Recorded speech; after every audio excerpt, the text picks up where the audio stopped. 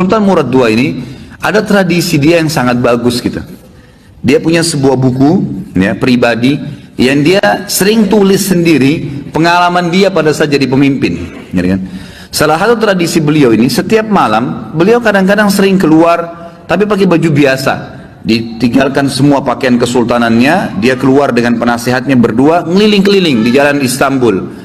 Liling-liling lihat, beli makanan di pinggir jalan, berbaur sama masyarakat, dengerin keluhan mereka. Ada orang yang sakit dibantu, ada yang butuh bantuan, fakir miskin dibantu. Dia tahu. Jadi dia tahu masalah di lapangan dan dia bantu. Besoknya didolongkan, diaplikasikan, diperbaikin, begitulah. Satu malam, dalam salah satu bukunya, dalam satu lembaran buku sejarah hidupnya, beliau bilang, satu malam saya nggak bisa tidur. Kemudian saya bilang sama penasihat saya, coba malam ini kita sama-sama yuk pergi keluar seperti biasa nyamar. Baiklah, jalanlah berdua ini. Begitu dia jalan, tiba-tiba waktu jalan di salah satu jalan-jalan kecil di Istanbul, ada satu orang jalan pegang botol khamr.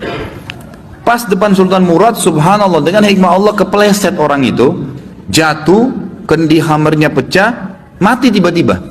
Di tempat mati orang itu. Waktu mati, biasanya kalau ada orang seperti ini jatuh tiba-tiba, umumnya kan banyak orang yang datang melihat ada apa keadaannya. Waktu itu Sultan Murad tiba-tiba datang dengan penasehatnya, lihat, diperiksa, sudah meninggal orang, diperiksa urat nadi lehernya tidak, udah mati orang ini. Tapi anehnya, nggak ada satu orang pun yang lalang itu mau lihat, nggak mau ditengok, nggak mau dilihat. Gitu. Langsung kata Sultan Murad, wahai muslimin, ini ada orang mati, gitu kan? Nggak ada yang nyaut. Dua kali, wahai muslimin, ini orang muslim, oh ini orang mati, nggak ada yang nyaut. Satu orang di situ, rumahnya rupanya dekat situ, dia bilang, kami tidak akan sentuh jenazah itu walaupun dia sudah mati. Kata Sultan Murad, kenapa? Dia bilang, tidak anda lihat dia pegang khamar, orang ini fasik, ahli maksiat, setiap malam zina, setiap malam mabuk, kami nggak mau sentuh jenazahnya, kami nggak mau. Kata Sultan Murad, tapi kan dia dari kaum muslimin, kalau kalian tidak mau mengurus jenazahnya, tunjukkan saya di mana rumahnya, biar saya yang bawa ke rumahnya. Ada beberapa orang, ringkas cerita, membantu Sultan Murad datang ke rumahnya.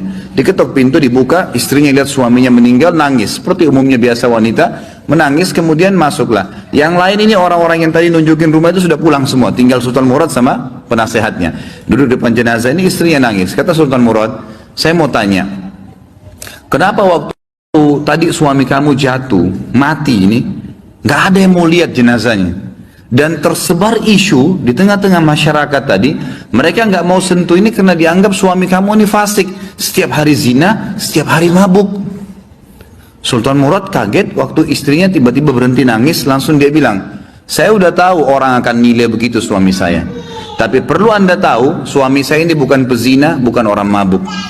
Sultan Murad bilang, bagaimana bisa? Jelas khamar di tangannya dia, kendinya pecah, saya lihat dia bawa khamar, dan orang ini bukan satu dua orang memberikan kesaksian, tidak ada satupun orang yang mau bantu jenazahnya.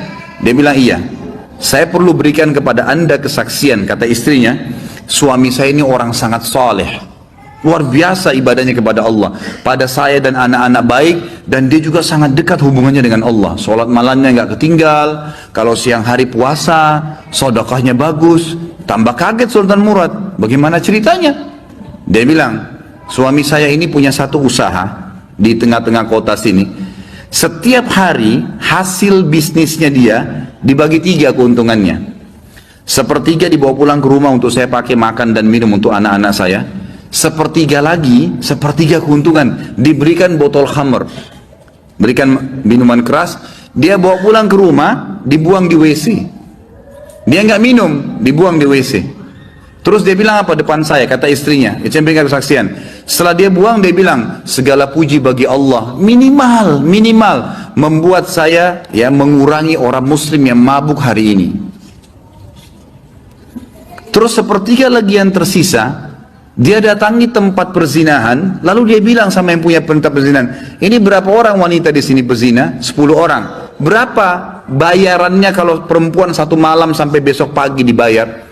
Kata si punya tempat sekian, dikasih sama dia sepertiga untungnya nih, 10 orang ini semua saya booking malam ini, tutup tempat kalian, ini sudah milik saya, sudah dapat uang kan, nggak ada perzinahan, tutup. Dia pulang ke rumahnya. Orang pikir waktu dia masuk ke kios khamar, beli khamar, dia minum. Orang pikir waktu dia masuk tempat zina, dia berzina. Padahal sebenarnya dia malah suruh tutup. Dia pulang, kata istrinya, lalu dia bilang, segala puji bagi Allah yang minimal membuat saya malam ini memberhentikan beberapa anak muda muslim zina. Bayangkan, pernah nggak kita terfikir buat perbuatan begini? Nggak terlintas. Tapi karena kedekatannya dengan Allah, Allah bukakan dia jalan ibadah yang tidak masuk di akal kita gitu. Lalu istrinya bilang, saya pernah bilang sama suami saya, kalau begini perilakumu, kapan kamu mati, nanti jenazah kamu nggak diurus sama kaum muslimin. Ternyata terjadi, kata istrinya, jenazahnya nggak ada yang urus. Tapi waktu itu suami saya sempat senyum, dan suami saya bilang, tenang aja hai istriku, kalau saya mati, yang sholati saya nanti khalifah, sultan, penasehatnya, dan juga seluruh ulama Istanbul. Sultan Murad waktu itu menangis, lalu mengatakan, suamimu benar, saya Sultan Murad, khalifah muslimin, saya akan urus jenazah suamimu, saya akan, ini penasehat saya akan sholati, dan saya akan undang seluruh ulama di Istanbul untuk mensolatinya. Kedekatan diri seseorang pada Allah, Allah akan bukakan kita di lini-lini ibadah yang kita tidak sampai, tidak sadar gitu, tidak sangka gitu ya.